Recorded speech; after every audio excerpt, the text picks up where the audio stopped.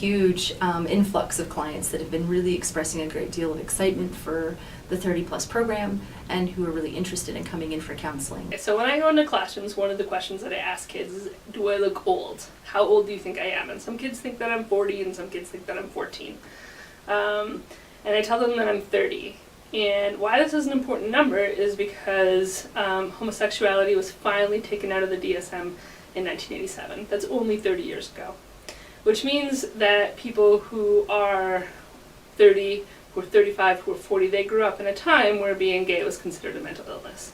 Which means that it was very stigmatized, people didn't reach out for help, people didn't go for counseling, people didn't necessarily feel like they were healthy in who they were.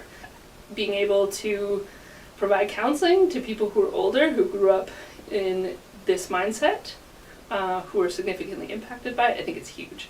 Many people are really relieved that there's an opportunity for them to come to a counseling place where they know someone's going to be understanding and supportive of their identity, and that they can explore some of the intersectional places in their lives that aren't just about sexuality and gender and orientation, but also about managing disabilities, managing mental health, working through other life situations that they're experiencing that are kind of happening side by side.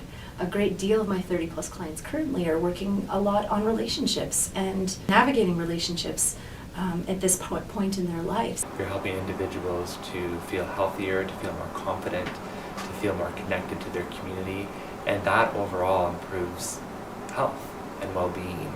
So for me, it's actually a pretty big honor to be able to sit and listen to people's stories and to be a supportive person in their life and to give them a space where they can be open about who they are and to explore who they are, which is something we don't always get an opportunity to do in our everyday lives.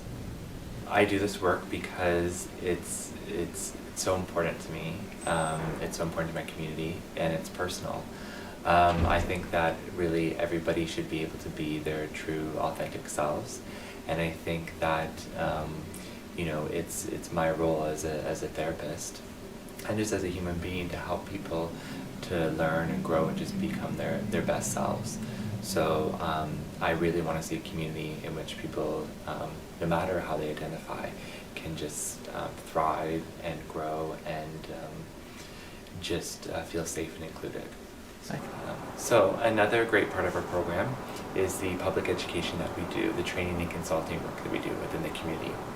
So I've been able to provide, and my colleagues have been able to provide, education around inclusion, LGBTQ rights, LGBTQ issues at schools and various community agencies. And the main purpose of that work is to not only educate the participants, but also to really show them how important it is that not only LGBTQ people belong, but all people belong and are a very vibrant, important part of this community.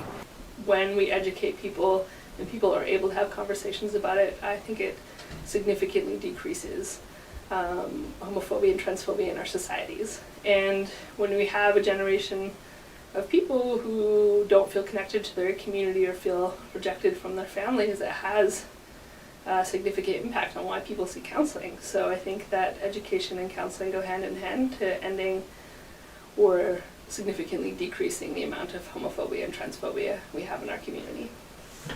I think all of us at OK2BME are really excited that the KW Community Foundation has been so supportive of our program, and we're so grateful that they've been able to support us and be generous towards us.